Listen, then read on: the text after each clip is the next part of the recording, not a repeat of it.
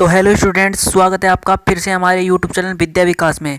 तो अभी आप देख रहे हैं विद्या विकास यूट्यूब चैनल। तो गाइस, अभी तक भी आपने चैनल को सब्सक्राइब नहीं किया तो चैनल को सब्सक्राइब कर लो, क्योंकि जो आपका हिंदी का पेपर होने वाला है 22 तारीख को, तो उसमें से 95% आपको लाना है। इस वीडियो को देखकर आप इस वीडियो को देखकर 70 में से 70 ला सकते हो, ये मेरी गारंटी है। 70 में से 70 हम इस वीडियो के माध्यम से दिलाएंगे, क्योंकि 22 फरवरी को यही पेपर आपको देखने को मिलेगा।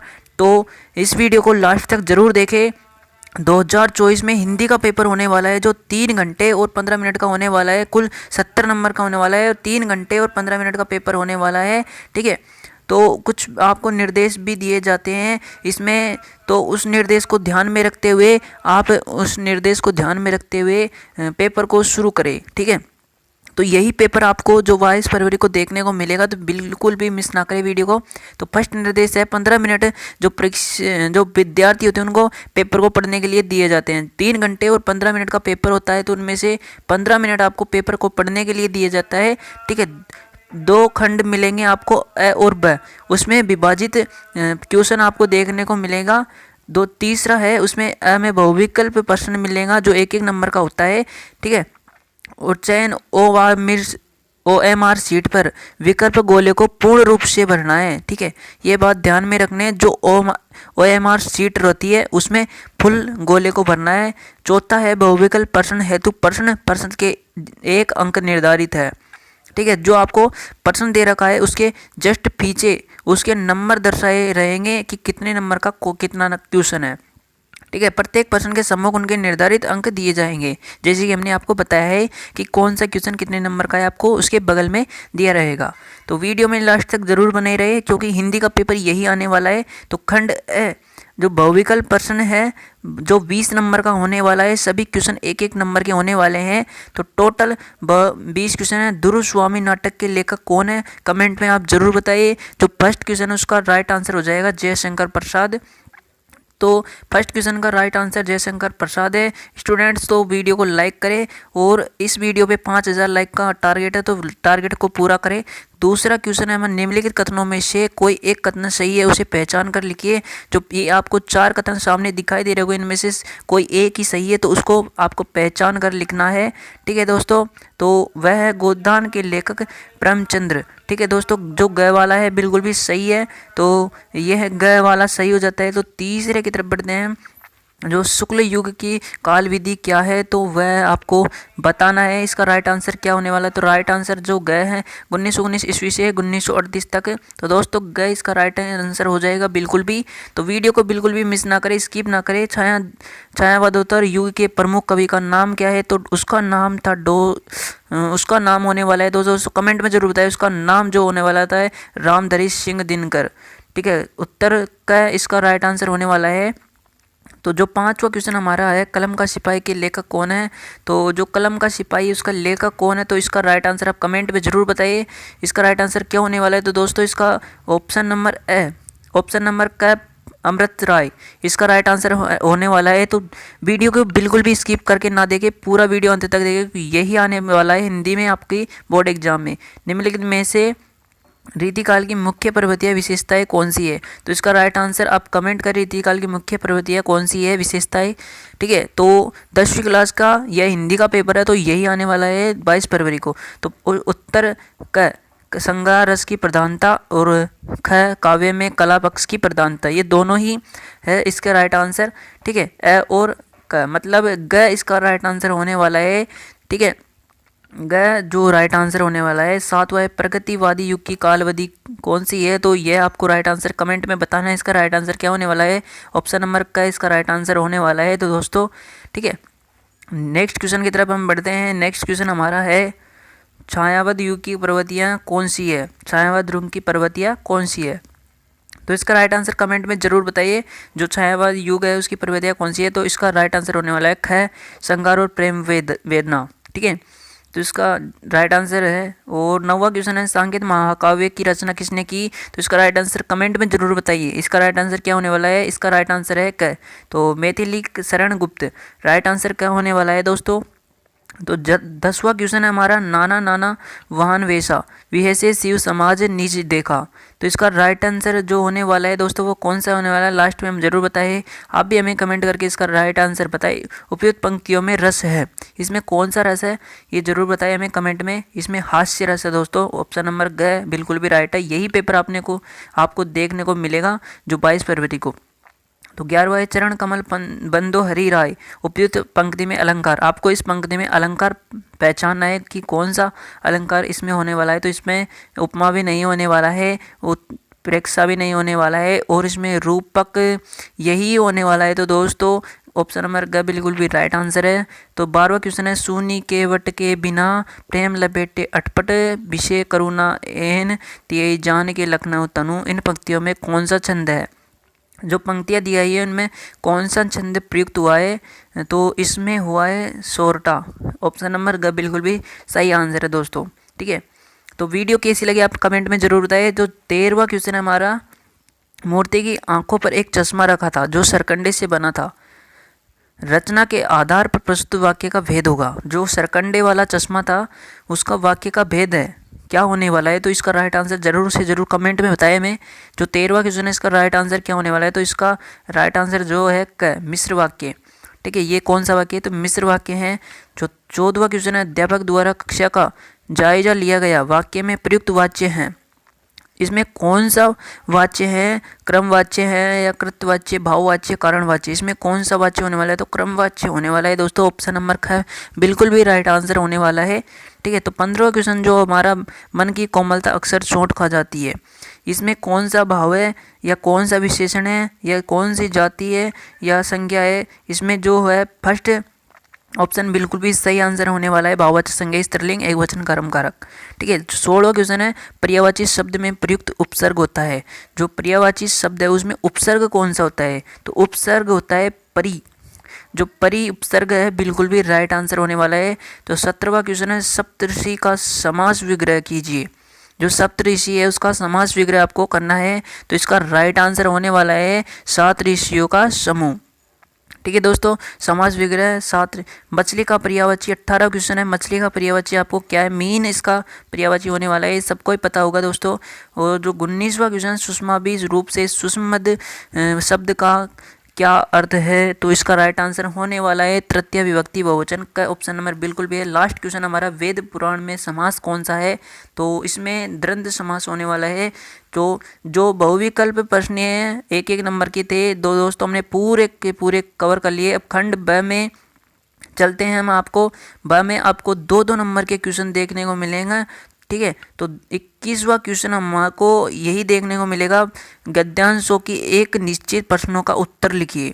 ठीक है, 2-2 नंबर के होने वाले हैं। तो दोस्तों 3 नंबर का होने वाला है आपका, जो आपको ये मिलेंगे खंड ब में।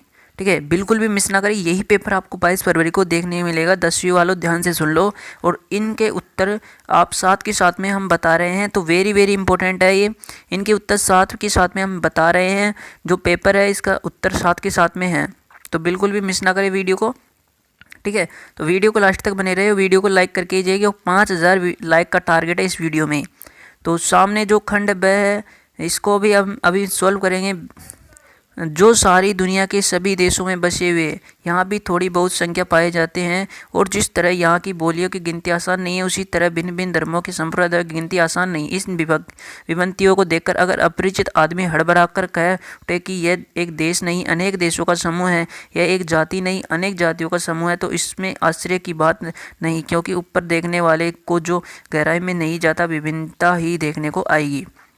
तो इससे आपको क्या शिक्षा मिलती है दोस्तों, कमेंट में ज़रूर बताइए। इसका आंसर भी कमेंट आप बताएंगे, क्योंकि आंसर भी हम साथ के साथ में प्रोवाइड कर रहे हैं, जिससे आपको आसानी हो इन्हें याद करने में। तो बिल्कुल भी रट लीजिए इस पेपर को, क्योंकि यही पेपर जो आपके आने वाला है, मैं बार बार बोल रहा हूँ 22 फरवरी को यही पेपर आने वाला है। जो 21वां क्वेश्चन है, खंड उत्तर आपको लिख देना है। ठीक है, प्रस्तुत गद्यांश का संदर्भ अथवा पाठ तथा लेखक का नाम लिखना है। जो आपको गद्यांश दिया है संदर्भ और पाठ लेखक लिखना है, कौन सा पाठ से लिया गया है। तो इसका है गद्यांश हमारी पाठ्यपुस्तक हिंदी के गंड संकलित डॉक्टर राजेंद्र प्रसाद द्वारा लिखित भारतीय संस्कृति नामक निबंध से उद्गत है। ठीक है। तो जो दूसरा खंड 21वां क्वेश्चन, उसका उत्तर यह है कि ये कौन से पाठ्य पुस्तक से लिया गया है और कौन से लेखक है, इसके क्या नाम है, सब लिख देना है हमको। ब वाला रेखाकृत अंश की व्याख्या कीजिए, रेखाकृत अंश की आपको व्याख्या करनी है। तो हमने व्याख्या कर दी है। इन विभिन्नताओं को देखकर अगर अपरिचित आदमी हड़बड़ाकर, यह है यहाँ से लेकर ऊपर तक आपको जहाँ पर हमने अंडरलाइन कर रखी है वहाँ तक इसका आंसर होने वाला है। ठीक है दोस्तों, इसका राइट आंसर यह हमने जहाँ पर अंडरलाइन कर रखी है, इसका राइट आंसर देखने को मिलेगा। तो चलिए बाकी तरफ बढ़ते हैं। रेखाकृत अंश की व्याख्या। लेखक डॉक्टर राजेंद्र प्रसाद का कहना है कि भारत भूमि की विभिन्नताओं को देखकर दूसरे देशों के वासियत हुआ। ऐसे व्यक्ति जो यहाँ के मौलिक स्वरों के अनबीन है घबरा जाते हैं और कह बैठते हैं कि भारत तो एक देश ही नहीं अपितु यह अनेक देशों का समूह है। यहाँ के निवासी एक भी जाति के नहीं अपितु भिन्न भिन्न जाति के हैं। दूसरे देशवासियों की इस प्रकार की बातों को आश्चर्य करने योग्य कुछ भी नहीं, क्योंकि वे इस देश को ऊपर भी ऊपर अर्थात सतही दृष्टि से देखते हैं, इस प्रकार की गहराई में नहीं उतरते। निश्चित ही ऐसे लोगों को विभिन्नता अर्थात अनेकता ही नजर आएगी। ठीक है, यही राइट आंसर होने वाला है इस क्वेश्चन का। तो राइट आंसर आपको हमने बता दिया है क्या होने वाला है। तो वीडियो में लास्ट तक बने रहे, आपसे बार बार बोल रहा हूँ, क्योंकि बहुत इंपॉर्टेंट वीडियो हमने आपके जो लाए हैं। ठीक है, प्रस्तुत गद्यांश वर्ण में लेखक का क्या कहना चाहता है, इसका राइट आंसर आपको लिखना है, क्योंकि 2 नंबर का क्वेश्चन होने वाला है। तो इसका राइट आंसर जो हम बता रहे हैं ऑप्शन से, प्रस्तुत गद्यांश में लेखक भारत भूमि की विविधता का बहुत ही सार्थक और धनात्मक रूप में वर्णन करता है। इससे लेखक की अपने देशों से उसकी संस्कृति के प्रति प्रेम भावना की झलकती है। ठीक है, तो इसका भी राइट आंसर हमने आपको बता दिया है। तो इन आंसरों को साथ के साथ में रट लीजिए, क्योंकि यही आने वाले हैं आपकी बोर्ड एग्जाम में। तो बिल्कुल भी मिस ना करें वीडियो को। जो 22वां क्वेश्चन है यही देखने को मिलेगा आपको परीक्षा में। तो निम्नलिखित पद्यांशों में किसी एक के नीचे दिए गए प्रश्नों के उत्तर लिखिए। जो आपको पद्यांश दिया हुआ है तो उसमें से नीचे जो प्रश्न दिया हुआ है उन्हीं को आंसर लिखना है आपको। ठीक है, तो आपको फर्स्ट है क या अथवा में से, आप इन दोनों में से कोई से भी कर सकते हो, या तो अथवा में कर लो या ऊपर वाला कोई सा भी इसमें से एक कर सकते हो। ठीक है, जो वेरी वेरी इंपॉर्टेंट है, जो अथवा में दे रखा है आपको, ये वेरी वेरी इंपॉर्टेंट है, तो इसी को आप करें। ठीक है, इसके ही राइट आंसर आपको करने हैं जो आपको अथवा में दे रखे हैं। तो देखते हैं अब क्या होता है। जो पहला है ये भी बहुत इंपॉर्टेंट है। तो वृंदावन गोकुल उपवन छाई प्रति समय माता जसमती अरु नंद देखी सुख पावत माँ कनर रोटी दे तीत खावत गोपी गवाले बाले संग सब दिन हसत रात सूरदास धनी व्रजवासी जी सोहित दुराड। तो बहुत ही इंपॉर्टेंट है दोस्तों, बिल्कुल भी मिस ना करें वीडियो को, क्योंकि बहुत इंपॉर्टेंट वीडियो है ये, जो कि आपको परीक्षा में 95 मार्क्स दिलाएगी। उपयुक्त ग्रंथ का संदर्भ लिखिए, 2 नंबर का है दोस्तों, 2 नंबर का संदर्भ लिखना है आपको। संदर्भ में आपको क्या लिखना है, संदर्भ में लिखना है यह पद श्रीदास द्वारा रचित सूरसागर नामक ग्रंथ से हमारी पाठ्यपुस्तक हिंदी के काव्य खंड में संग्रहित पद शीर्षक उद्धृत है, लिया गया है, कुछ भी लग सकते हो। ठीक है, तो जो फर्स्ट क्वेश्चन है उसका राइट आंसर हमने आपको बता दिया है कि 22वां क्वेश्चन है, उसका राइट आंसर क्या होने वाला है। ठीक है, इसके प्रसंग आपको लिखने हैं। प्रसंग में आपको क्या लिखना है, प्रस्तुत पद में उद्धव ने मथुरा पहुंचकर श्री कृष्ण को वहाँ की सारी स्थिति बताई, जिसे सुनकर श्री कृष्ण भावविभोर हो गए। इस पर वे उद्धव अपनी मनोदशा व्यक्त करते हैं। जो प्रसंग में आपको इस तरह से लिख देना है। ठीक है, तो हमारा दूसरा क्वेश्चन है रेखाकृत अंश की व्याख्या कीजिए।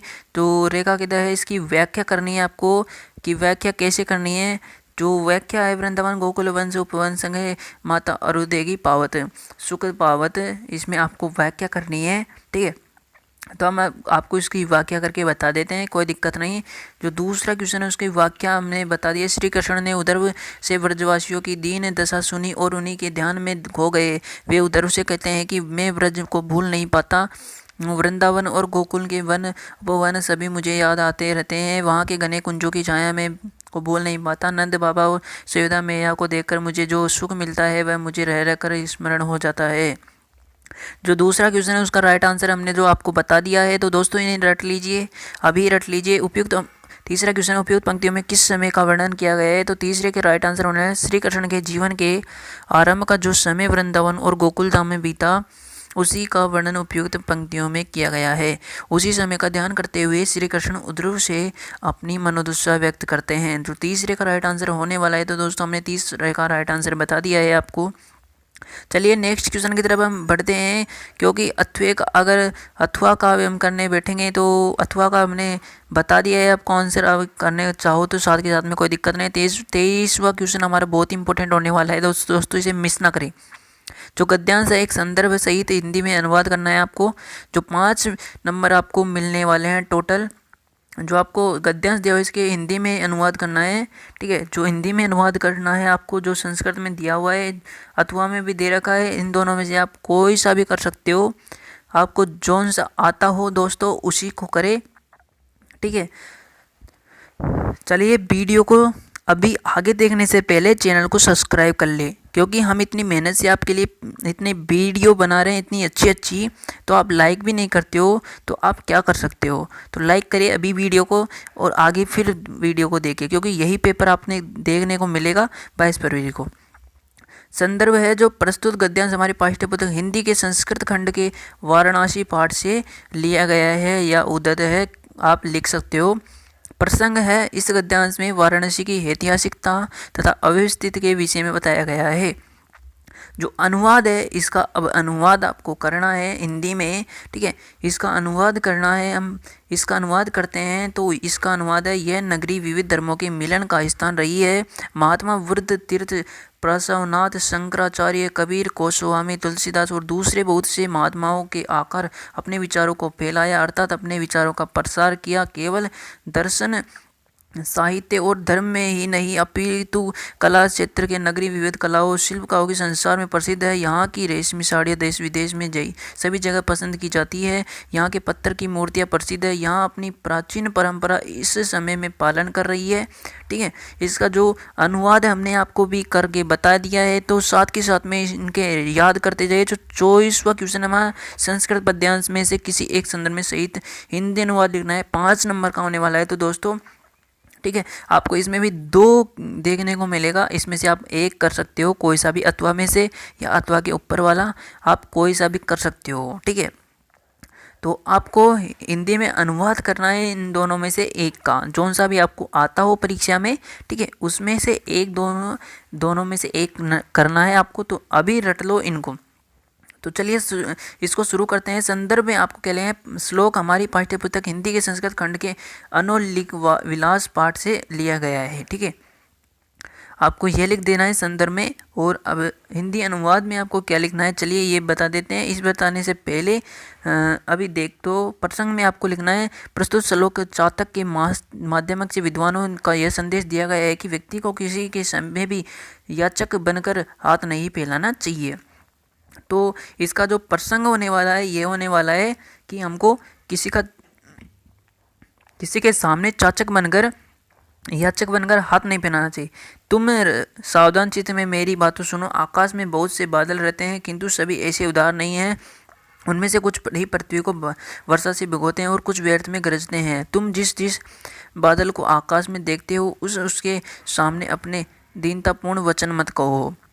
ठीक है, मतलब इसका मतलब है कि आपको जो देने वाला है उसके सामने हाथ फैलाओ, उसके बगैर हाथ मत फैलाओ। 25वां क्वेश्चन बहुत इंपॉर्टेंट होने वाला है। खंड का उत्तर लिखना है आपको प्रश्न का। ठीक है, एक नंबर के प्रश्न होने वाले हैं, तो आपको लिखना है आपको इसमें से कौन सा निम्नलिखित प्रश्नों में से किसी एक प्रश्न का उत्तर लिखना है सही। 3 नंबर का होने वाला है। तो नेक्स्ट क्वेश्चन की तरफ बढ़ते हैं हम। नेक्स्ट क्वेश्चन है दोस्तों हमारा सामने दिखाई दे रहा होगा आपको 6-7 क्वेश्चन है जो बहुत ही इंपॉर्टेंट होने वाले हैं। तो सभी का आंसर साथ के साथ में हम बता रहे हैं।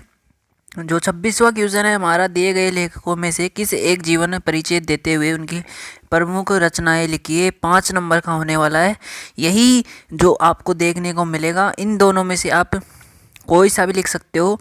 आचार्य रामचंद्र शुक्ल, इसका हम आपको बता रहे हैं लिखकर। जो आपको कॉपी में इस तरह की से लिखने ना है, ऊपर प्रश्न संख्या डाल देनी है।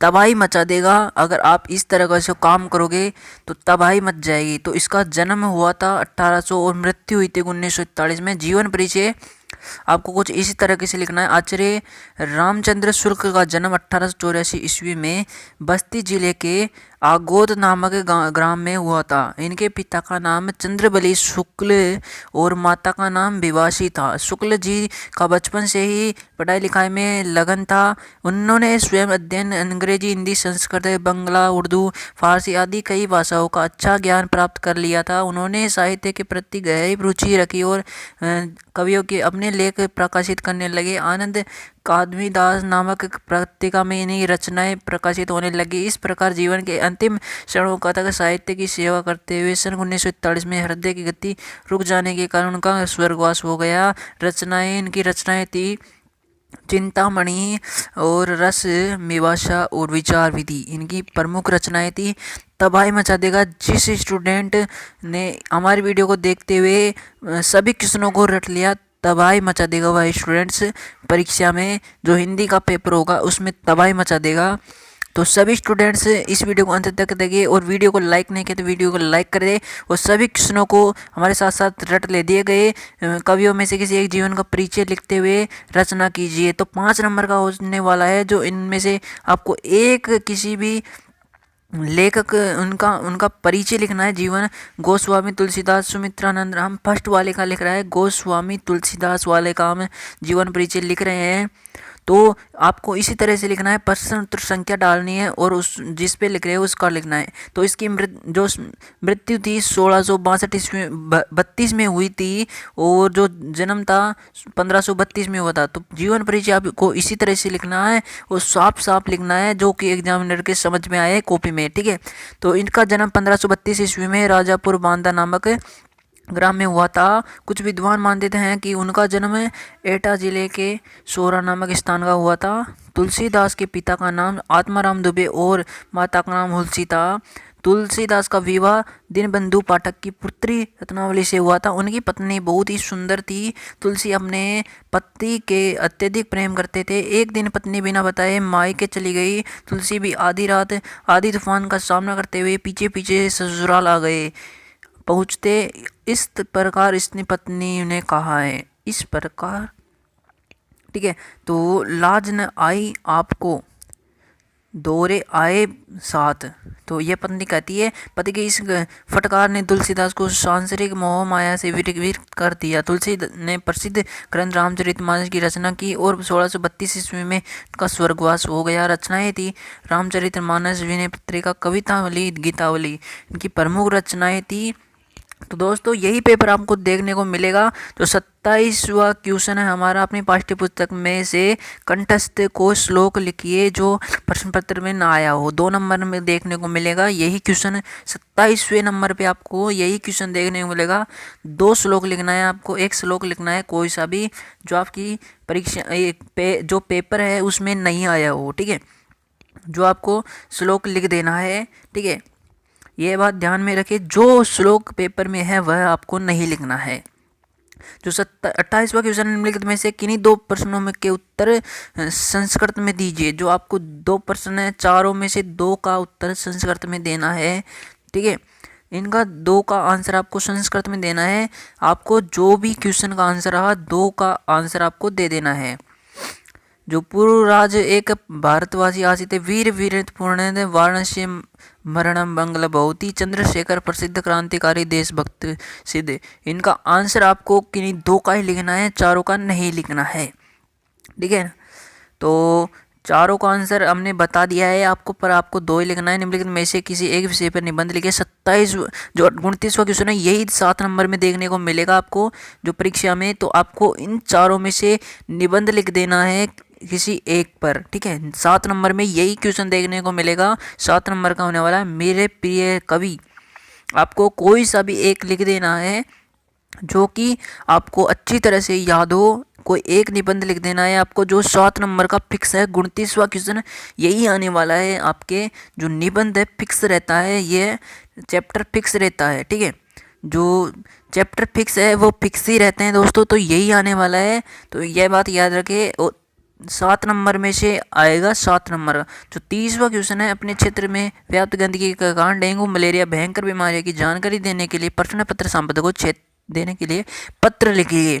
तो संपादक को देखते हुए एक पत्र लिखना है आपको, अथवा आपकी बहन कस्बे के पढ़ाई आगे सिला बड़े नगर में गई, नगर वातावरण में संभावित परेशानियों की चर्चा करते हुए उससे बचने के तरीके उससे पत्र द्वारा समझाइए। ठीक है, आपको पत्र लिखना है, इन दोनों में से किसी एक पर लिखना है। ठीक है, पत्र कैसे लिखे ये भी बता देंगे हमने वीडियो बना रखी है, तो वीडियो देखकर जाग लीजिए। आपको पत्र इस तरह से लिखना है।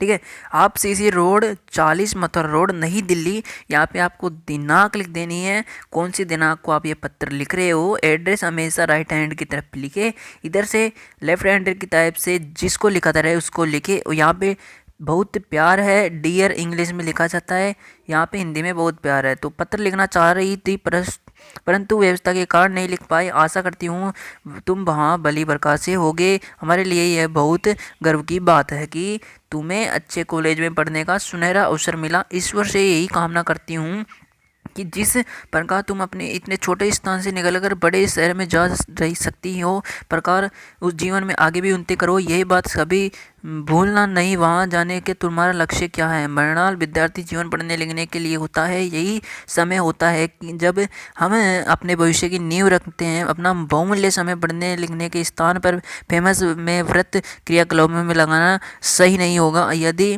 तुम पढ़ाई फेमस के नाम पर नष्ट न करना, दिशा भटक जाओगी तो अपने भविष्य के साथ खिलवाड़ कर बैठेगी। पिताजी को हमसे बहुत आशाएं हैं, हमारी शिक्षा में कोई बाधा ना आए, इसके लिए वह दिन रात परिश्रम कर रही है। पढ़ाई पर ध्यान देकर ही हम जीवन के आगे बढ़ सकते हैं और पिताजी का हाथ बटा सकते हैं। आशा करती हूँ तुम मेरे इस पत्र को गंभीरता से लोगी और अपना समय ध्यान पढ़ाई लगाओगी। ठीक है, अपना ध्यान पढ़ाई में लगाओगी। तुम्हारी बड़ी बहन। अब इसमें का मतलब है आप यहाँ पे अपना नाम लिखोगे। ठीक है, नाम लिखकर आपको पूरा मिल जाएगा नंबर। तो इसी वीडियो को देखकर आप 22 फरवरी में जो पेपर होने वाला है 70 में से 70 ला सकते हो। तो वीडियो कैसी लगी कमेंट में ज़रूर बताइए। ठीक है, नेक्स्ट वीडियो हमें जो इंग्लिश की देने वाले हैं, जो 15 फरवरी को आपका होने वाला है पेपर, तो वीडियो को लाइक करके जाइए। तो धन्यवाद दोस्तों, मिलते हैं नेक्स्ट।